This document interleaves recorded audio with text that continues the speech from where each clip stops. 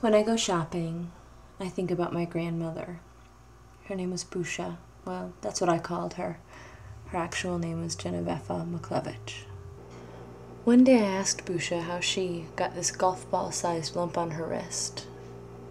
And she told me, using part English and part Polish, about when she first came to this country. She was so happy to have a job, because so many immigrants didn't. And she worked in a factory, not a pillow factory like you see here. And one day a large piece of machinery fell on her wrist. She was bleeding everywhere.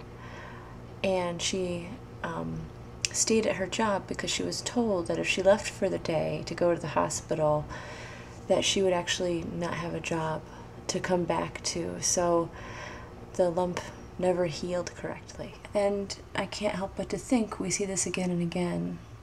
The rich get what they want, and the middle class try to seem like they're the rich, but really, in our country, the bottom is falling out of that.